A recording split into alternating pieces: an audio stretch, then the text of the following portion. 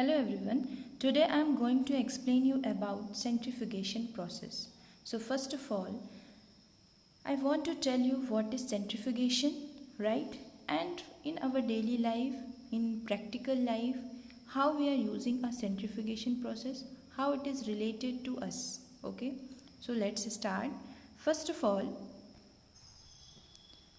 I have a question with you. Have you ever wondered how we can separate skim milk from the whole milk? Or in simple language, I can ask, have you ever seen how cream are separated from the buttermilk? And now my second question is, how your washing machine is able to get majority of water out of your cloth? And third question is just similar to this, how during the blood test the hospital is able to separate out the different pieces that make up your blood. Now, with the help of all these things,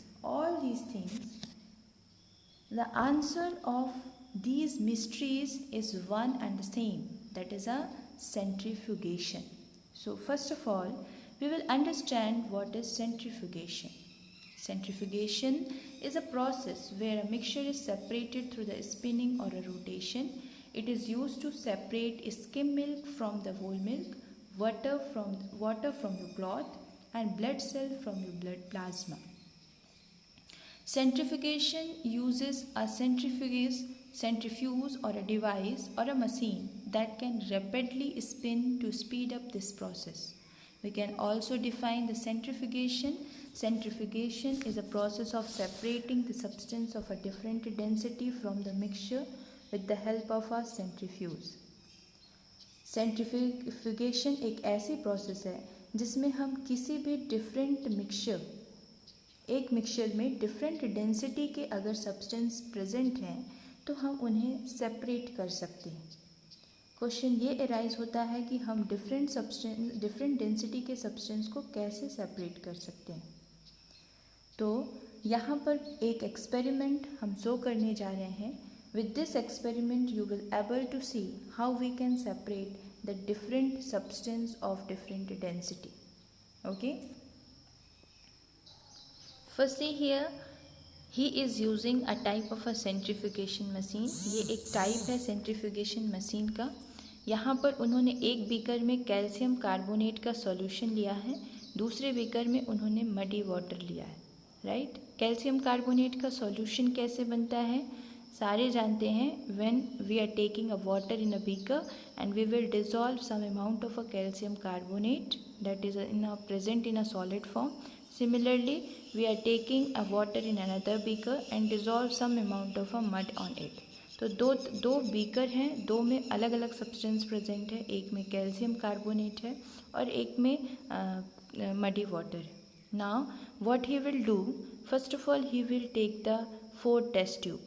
2 test tube में वो muddy water को fill करेंगे और 2 test tube में वो calcium carbonate के solution को fill करेंगे. देखिए,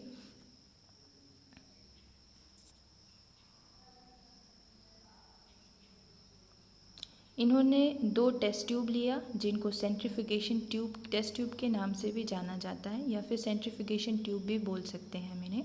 इन्होंने 2 ट्यूब में मडी वाटर को फिल किया और उसे एक सेंट्रीफ्यूगेशन होल्डर में फिट कर दिया. अब इसे सेंट्रीफ्यूगेशन मशीन में फिट किया और देखो दोनों अपोजिट डायरेक्शन में. क्यों?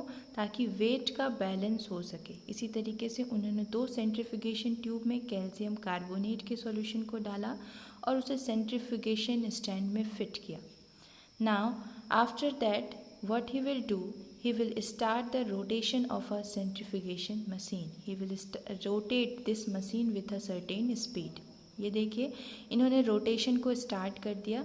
रोटेशन के बाद किसी एक फिक्स टाइम के लिए इसको रोटेट करेंगे. रोटेशन के बाद आप लोग रिजल्ट देखिएगा क्या होता है.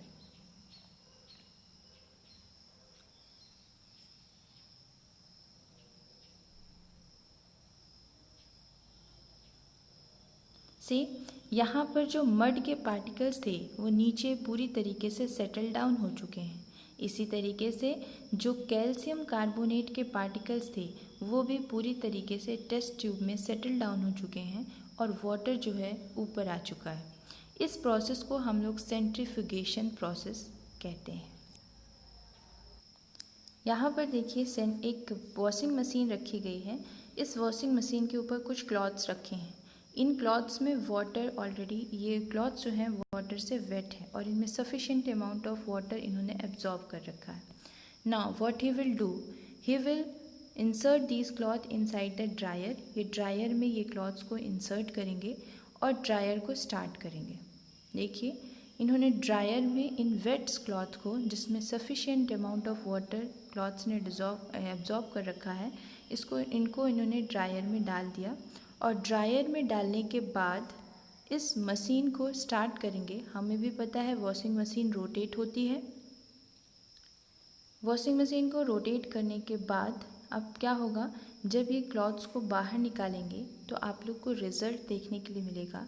जो क्लॉथ्स हैं ड्रायर में रोटेट करने के बाद उसमें से पूरा वाटर स्क्यूज़ आउट हो चुका होगा और जो क्लॉथ्स वहाँ से निकलेंगे उनमें वाटर का कंटेंट बहुत ही कम, बहुत पानी जो है पूरा तरीके से कपड़ों से बाहर निकल चुका है। तो ये जो तरीका है ये एक सेंट्रीफ्यूगेशन प्रोसेस है। सेंट्रीफ्यूगेशन प्रोसेस से हम लोग ये देख सकते हैं कि कैसे हम क्लॉथ से वाटर भी निकाल सकते हैं, क्योंकि वाटर की डेंसिटी अलग है, क्लॉथ की डेंसिटी अलग है। और अगर हम लोग वो वेट क्लॉथ को एक स्पीड से रोटेट करेंगे तो उसमें से पूरा पानी स्क्यूज़ आउट हो चुका होगा। ठीक है, तो ये देखिए जो कपड़े हैं वो ड्राई हो चुके हैं। तो इस तरीके से हम लोग सेंट्रीफ्यूगेशन प्रोसेस को यूज़ कर सकते हैं। हम लोग यूज़ करते हैं अपनी वॉशिंग मशीन में। वॉशिंग मशीन में कपड़े ऐसे ही सुखाए जाते हैं।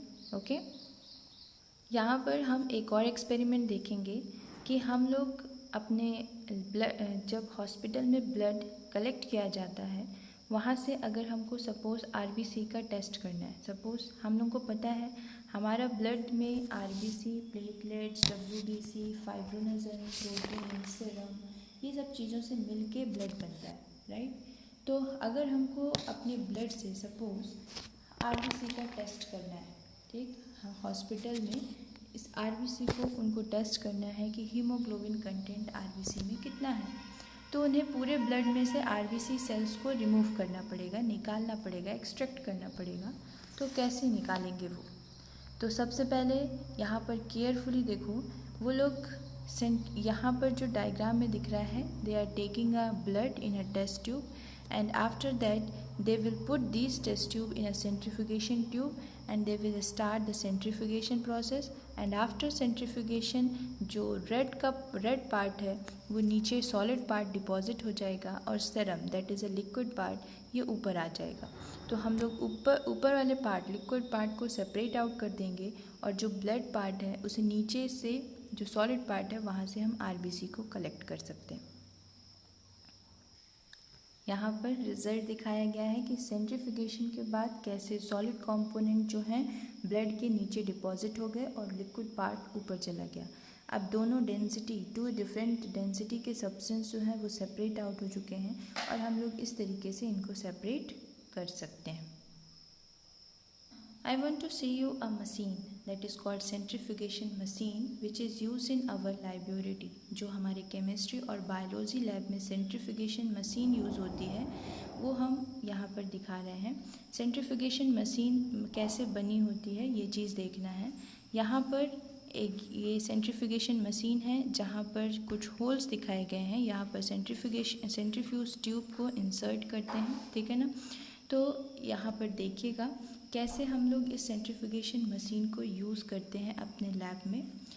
यहाँ सबसे मेन चीज़, ये मशीन जो है इलेक्ट्रिसिटी से वर्क करती है। हम लोग को इलेक्ट्रिसिटी चाहिए इस मशीन को वर्क करने के लिए। नाउ ये लिड है जो ओपन कर रहे हैं। इस लिड को ओपन करने के बाद जो यहाँ पर होल दिख रहा है, यहाँ पर सेंट्रीफ्यूगेशन ट्यूब है। इन सेंट्रीफ्यूगेशन ट्यूब में हम लोग जो भी सब्सटेंस को सेंट्रीफ्यूज करना चाहते हैं, नॉर्मली जैसे ब्लड हो गया या फिर डीएनए सेपरेशन, आरएनए सेपरेशन, इन सब चीज़ों में सेंट्रीफ्यूगेशन ट्यूब को लाइब्रेरी में यूज़ करते हैं, ठीक है। यहाँ पर स्विच ऑन किया, पावर ऑन किया उन्होंने। इसी मशीन पे कुछ स्विच होंगे, जहाँ से हम लोग देखिए, अगर स्क्रीन पे देखिए तो आपको दिख रहा होगा सेट आरपीएम और सेट टाइम लिखा हुआ है। आरपीएम मतलब रोटेशन पर मिनट। हम यहाँ से सेट कर सकते हैं कि हमको कितनी स्पीड से रोटेट करना है, ठीक है। जैसे इन्होंने 35,000 सेट किया है। और दूसरी बात, यहाँ से हम टाइम भी सेट कर सकते हैं कि how much time we want to rotate a particular substance, okay. जैसे यहाँ पे इन्होंने 6 मिनट सेट कर दिया। Now it is written here door open please close. उसको डोर को उन्होंने क्लोज़ करने के लिए बोला, मशीन ने ऑटोमेटिक, ठीक है ना। जैसे ही क्लोज़ किया वहाँ पर ऑटोमेटिक सेंट्रीफ्यूगेशन स्टार्ट हो गया। देखिए मशीन रोटेट होना स्टार्ट हो गई। और जब मशीन रोटेट होना स्टार्ट हो जाएगी तो जो भी सब्सटेंस हम इसमें डालेंगे वो सेंट्रीफ्यूज होगा।